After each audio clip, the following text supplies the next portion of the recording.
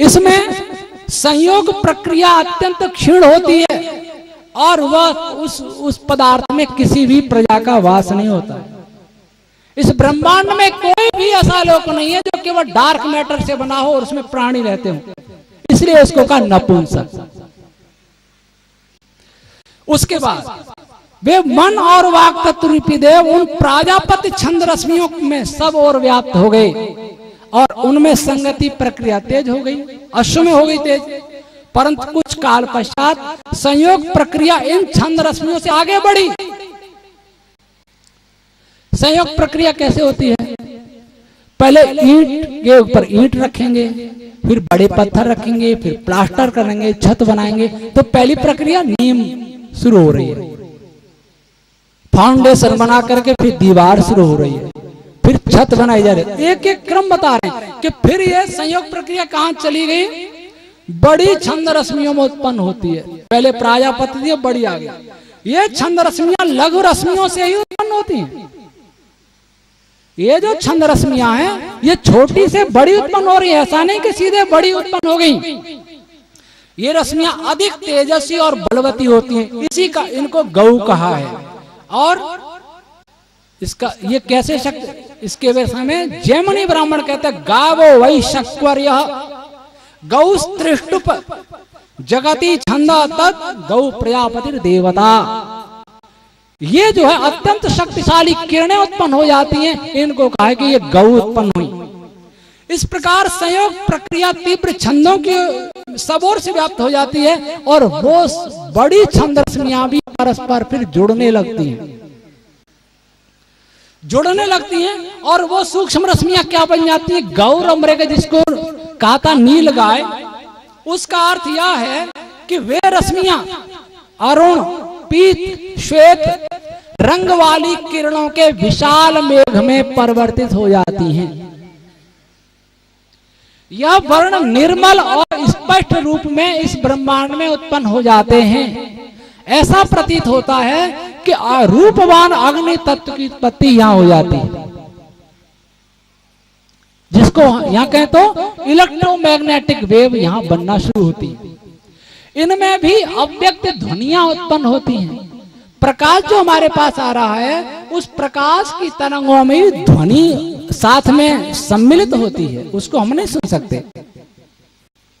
ये रश्मियां ब्रह्मांड में सर्वत्र व्याप्त रहती हुए भी संयोग आदि प्रक्रियाओं से अन्य पदार्थों की भांति परिपूर्ण नहीं होती हैं, अर्थात इनमें क्रियाएं कम होती हैं। उसके बाद विभिन्न छंद रश्मियों में वे जो प्रक्रिया शुरू हुई, उनमें संगति प्रक्रिया तीव्र हुई और कुछ कालोपरांत वह छंद रश्मियां कहां पहुंच गई? अभी नामक पदार्थ में, जिसको कह दिया भेड़। वो अभी पदार्थ क्या है? अभी का पदार्थ वह व्यापक पदार्थ है जो अंतरिक्ष में फैला हुआ रहता है, लेकिन उसमें अपना प्रकाश भी नहीं होता है।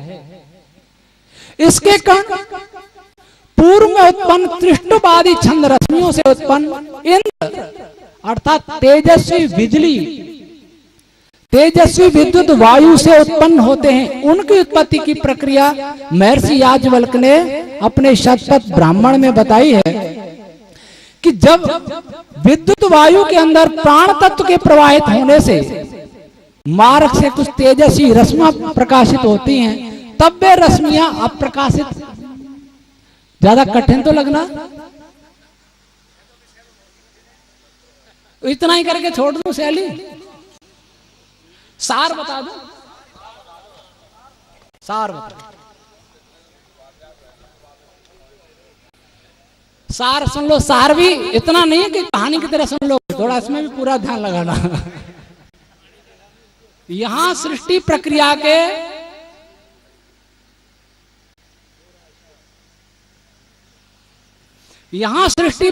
के कुछ महत्वपूर्ण चरणों की चर्चा करते हुए महर्षि कहते हैं कि मन और वाक तत्व, अहंकार अथवा प्राणापान आदि प्राथमिक प्राणों के संयोग से प्रारंभ होती है पहली प्रक्रिया सृष्टि की। उस प्रक्रिया में डार्क एनर्जी की उस समय उत्पत्ति नहीं हो पाती है। जिसके कारण उस पदार्थ में संयोग की क्रिया आराम से हो जाती है, कोई दिक्कत नहीं आती। डार्क एनर्जी क्या करती है, कोई चीज जुड़ रही हो ना, उसमें टक्कर मार के उसको अलग कर देती है। वैज्ञानिक क्या कहते हैं, डार्क एनर्जी क्या कर रही है, सबको दूर फैला रही है। तो कोई जुड़ना चाहता है, उसमें डार्क एनर्जी आ जाए तो दूर दूर चले जाएंगे, वो जुड़ना नहीं होगा। तो उस समय वो डार्क एनर्जी नहीं बनी थी। इसके कारण वो प्रक्रिया संयोग वाली जिनसे सृष्टि बननी है वो अच्छी तरह हो रही थी और बड़ी तीव्र गति से हो रही थी। उसके पश्चात वेद की ऋचाएं प्रकट होती हैं, थोड़ा बड़ी ऋचाएं, भू भुव इनको छोड़ करके वो प्रकट होती हैं। फिर उन ऋचाओं में भी संगतिकरण की प्रक्रिया प्रारंभ होती है और उस समय आकाश तत्व की उत्पत्ति होती है। तो डार्क एनर्जी भी हो गई, आकाश तत्व भी हो गया और दृश्य पदार्थ भी हो गया, जिससे ये संसार बना है। डार्क एनर्जी से कोई लोक नहीं बना, सूर्य बना, चंद्र बना, तारे बने, उल्का पिंड बने, जो भी बना वह केवल दृश्य पदार्थ से बना है, जिसको किसी न किसी प्रकार हम किसी भी तकनीक से देख सकते हैं। इस ब्रह्मांड में 94% पदार्थ ऐसा है जिसको हम कैसे भी नहीं देख सकते, किसी भी तकनीक से अभी तक कोई देख नहीं पाया। तो 94% पदार्थ और 6% पदार्थ, 6% कहलाता है दृश्य, जिससे हम और हमारे सब लोग बने, और 94% ब्रह्मांड में बिखरा हुआ है। ये दोनों ही वेद की रश्मियों से बने हैं और 94% पदार्थ इन 6% पदार्थ से जो सृष्टि प्रक्रिया बन रही है उसमें बाधा डालता है। तो वो पहले नहीं बना था। उसके पश्चात बड़ी छंद रश्मियों में भी यह प्रक्रिया शुरू होती है और छोटी छंद रश्मियों में यह प्रक्रिया कम हो जाती है, फिर बड़ी में शुरू हो जाती है। उस समय इस ब्रह्मांड में लाल, पीले, सफेद रंग के जो पदार्थ है उसका रंग बनने लगता है। लाल है, पीला, मतलब प्रकाश की उत्पत्ति होती है। उससे पहले प्रकाश नहीं था, अंधकार ही अंधकार था। दीप्ति थी लेकिन वो कैसी, जिसको हम आंखों से नहीं देख सकते।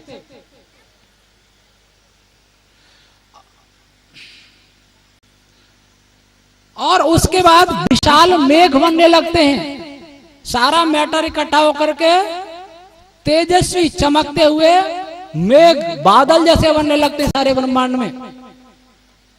तारे आदि नहीं बने, उन बादलों से ही इकट्ठा होकर के ठोस रूप होकर के कॉस्मिक मेघ उसको बोलते हैं। कॉस्मिक डस्ट बनता है पहले, फिर कॉस्मिक मेघ बनते हैं और उसमें अव्यक्त ध्वनि तरंग उत्पन्न होने लगता है।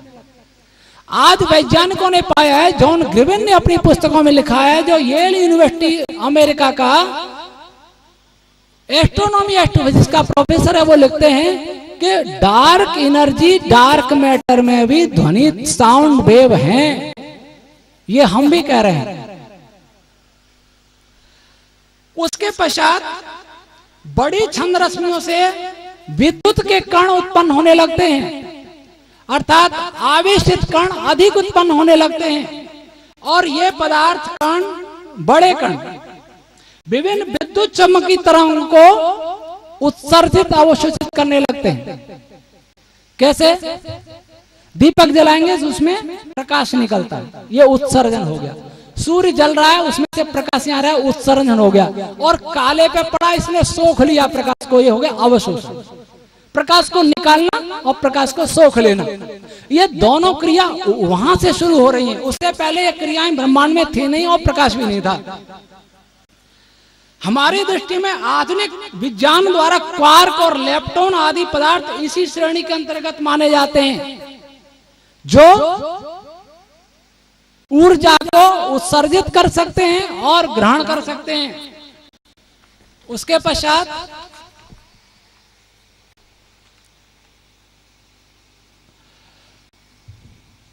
लेप्टॉन क्वार्क भी परस्पर मिलने लगते हैं और उससे इलेक्ट्रॉन, प्रोटॉन, न्यूट्रॉन ये बनने लगते हैं।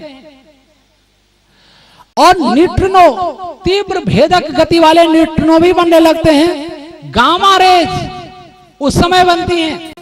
इसके पश्चात हमारी और वैज्ञानिकों में एक अंतर है। वैज्ञानिक क्या मानते हैं, सबसे पहले बहुत उच्च ऊर्जा पैदा हुई और वो धीरे धीरे ठंडी होकर के कम ऊर्जा में बदली। हम ऐसा मानते हैं सबसे पहले जो ऊर्जा पैदा हुई विद्युत चुम्बकीय तरंग, सबसे पहले रेडियो वेव बनी, जिन रेडियो वेव के माध्यम से हम सुनते हैं मोबाइल या रेडियो या टीवी जो भी। और तीव्र ऊर्जा वाली किरणें उसके बाद पैदा होती हैं, पहले नहीं पैदा होती। ये हम साइंस से उल्टे हैं। और उसके बाद धीरे धीरे एटम बनने लगते हैं। ये हमारा अर्थ है। अब पंडित ओझा जी का लेते हैं। मैं चाहे ओझा जी से सहमत नहीं हूं, पर इतना मुझे अनुभव हुआ है कि मोतीलाल शास्त्री और ओझा जी ये सब प्रतिभाशाली विद्वान आर्य समाज में जन्मा नहीं ऋषि दयानंद के बाद।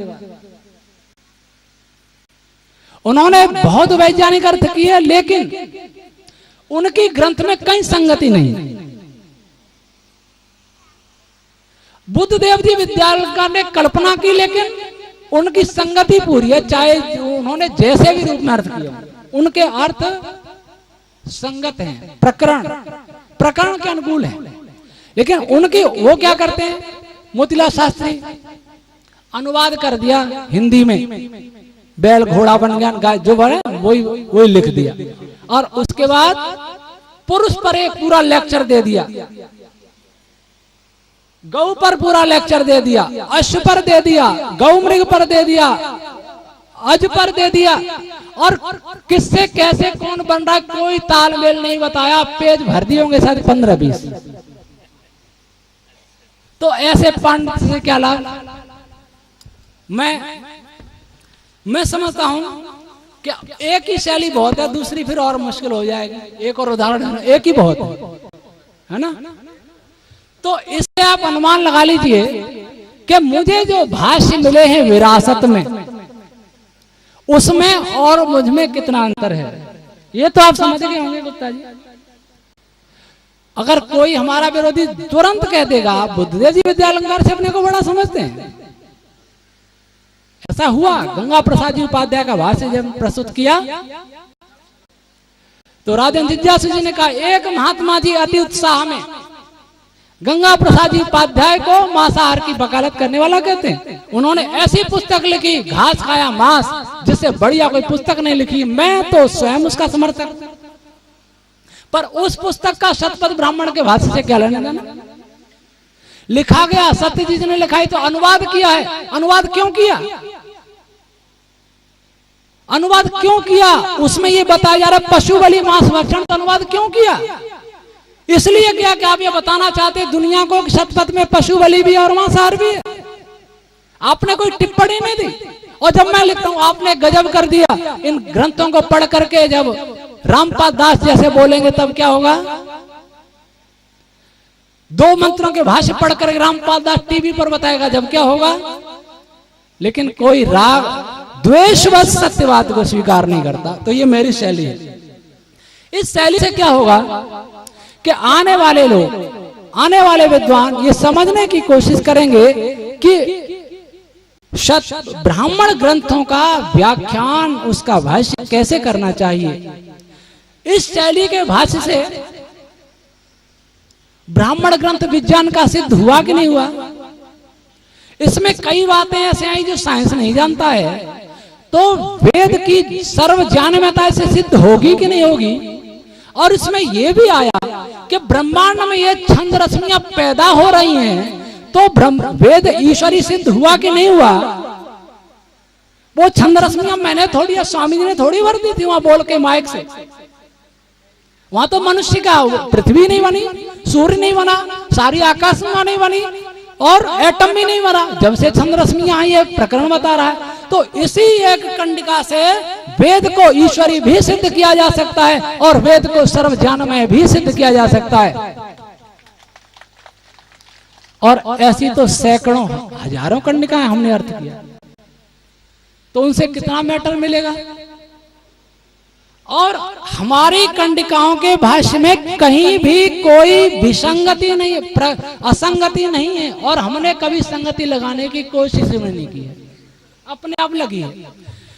कभी कभी ही ऐसा अवसर आया कि अगली कंडिका भी देखूं वो क्या कहते हैं, कभी कभी। महर्षि दयानंद जी भी पूरा पर देख के करना ही चाहिए।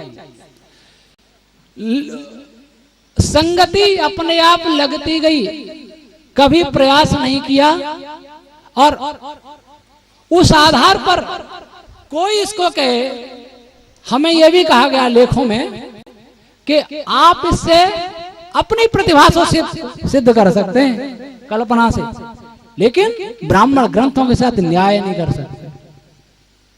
तो ब्राह्मण ग्रंथों के साथ क्या न्याय इन भाष्यकारों ने किया स्वामी जी? मैं कहता हूं कोई प्रतिभा के बल पर, कल्पना के बल पर इस प्रकार का हिंदी अनुवाद जिसका होता हो, उससे संगति पूर्वक 20 अध्याय क्या एक खंड करके तो बताए। कल्पना कितने पेजों में चलेगी? 1 पेज में, 2 पेज में, 3 पेज में, हजारों पेजों में चलेगी क्या कल्पना? और संगति भी लग जाएगी, और आज प्रमाणों से पुष्ट भी होगी।